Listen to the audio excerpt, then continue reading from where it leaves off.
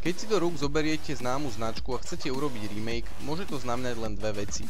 Buď to bude hit uznávaný kritikmi a verejnosťou všeobecne, alebo, čo je pravdepodobnejšie, skončia hodnotenie niekde pri bode mrazu. Vysvetlenie na prvú situáciu je veľmi jednoduché. Ľudia majú veľké očakávania a keď je to čoby len trochu dobré, zvyknú nadhodnocovať. V tom druhom prípade ide o pravý opak. Z pozície recenzenta to mám preto veľmi ťažké, pretože nie vždy ide jednoducho pomenovať príčiny, ktoré vytvárajú konečné skóre na konci recenzie. U Syndicate je to však úplne inak. Aj keď moja recenzia bude trošku subjektívnejšia ako obvykle, pokúsim sa udržať na úzde. This is a high security area. Suggest rerouting the Rapinia for optimal assault.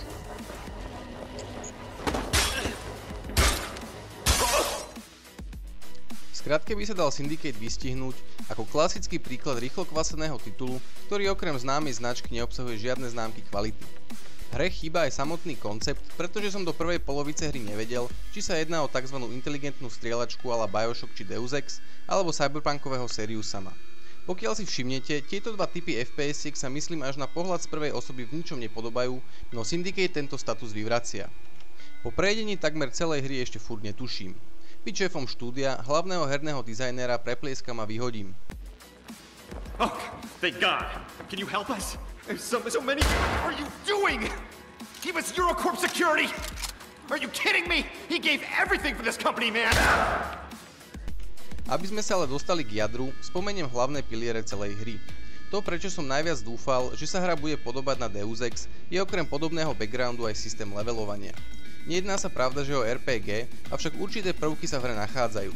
Na výber máte z troch abilitiek, ktoré urobia z nepriateľa živú bombu, pridajú ho na vašu stranu, či vyradia jeho zbrane.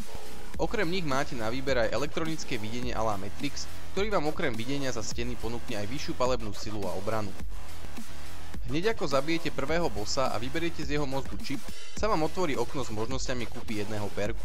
Tieto perky dokážu okrem života a sily striel zvyšovať silu abilitiek či rýchlosť nabíjania. Všetko znie fajn, no je tu jeden háčik. A je ním už spomínaný dizajn. Priznám sa vám, že moc neholdujem strieľačkám, ktoré vás nútia vystrieľať 5 zásobníkov do jednej osoby, aby konečne padla. A už vôbec nie, keď je v miestnosti 10 a vy máte tých zásobníkov furt len 5. V týchto situáciách budete preto využívať útok na blízko, no okrem zlého rozpoloženia tlačidiel bude problém aj v tom, že nie každý nepriateľ sa na blízko dá zabiť. To isté platí aj pre využívanie svojich schopností. V tejto sfére ešte chvíľku zostaneme, pretože práve tu sa jedná o hlavný kameň úrazu celej hry. V podstate je možné svoje schopnosti používať len na radové jednotky. Na tie silnejšie síce budete používať tzv. Breach, no vždy len s iným efektom a bez možnosti použiť jednu z troch základných a vylepšiteľných variant. Nehovoriac o tom, že samostatné schopnosti sú zle navrhnuté a v podstate sú úplne zbytočné. Keby sa dalo použiť vyradenie zbraní na jednotky s gulometom, ktoré majú silné brnenie, situácia by bola iná. Veď kto používa schopnosti s dlhým cooldownom na radových vojakov? Viete kto? Noobovia. A presne ako noob sa budete aj v hre cítiť, pretože vás 5 krát za sebou tento gulomečík zabije, lebo páni dizajneri zabudli do miestnosti hodiť pár pozícií na krytie. A ak aj nejaké hodili, po skrčení budete trčať hlavou von čumiac do hlavní rotačáku. Aby ste ale mali väčšiu šancu straty nervov, jeden z prvých bossov používa zbraň, ktorá strieľa za krytie a v tom prípade už v mojej izbe lietali ovládače. A ešte sme neskončili.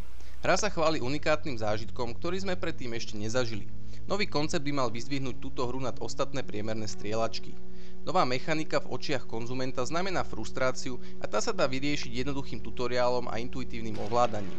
A hoci sa základný tutoriál na abilitky v hre nachádza, o ostatných veciach hneď ani chýru. Ťažko si to priznávam, ale do polky hry som nevedel ako použiť granát. Či asi pol hodinu po obdržaní druhej abilitky, ako ju zmeniť. Všetky tieto veci sa pravda, že nachádzajú v databáze, no prehrábavať sa v nej namiesto toho, aby mi to vyskočilo na začiatku hry na obrazovke, je trochu od veci. Nehovoriac o ľuďoch, ktorí hry moc nehrávajú a jednoducho nevedia. No, fuck that. Sorry. It's already done. Man up, Lily. There's no middle ground left anymore. None. Poďme ale na grafiku. Možno ste si všimli, že toto video je trošku rozmazané. Nie, my za to nemôžeme, to tá hra. Syndicate by si bol schopný zahrať aj človek so šedým zákalom bez toho, aby bol znevýhodnený. Tým nechcem povedať, že grafika je zlá. To nie, grafika je pekná. Ale tie bloom efekty nechutne kazia hrateľnosť. Skrátke povedané, vidíte. Nevidíte nepriateľa, nevidíte kam máte ísť a máte pri hraní pocit, že by ste mali navštíviť očného. Tieto efekty sa na konzoliach bohužiaľ vypnúť nedajú, za čím vidím aj skryté chábe spracovanie textúr. Smiešané pocity mám z krvavosti hry, pretože vo mne miestami vyvolávali nevoľnosť, čím môžem pochváliť grafikov a zvukárov za autentické spracovanie, no osobne nemám záujem hrať hry, ktoré vo mne vyvolávajú negatívne pocity. To, či násilie zoberiete kladne alebo záporne, je pravda, že na vás, no deťom hru do rúk nedávajte. Pozitívom ale je, že aspoň to nahovorenie postav či animácie sú spracované slušne.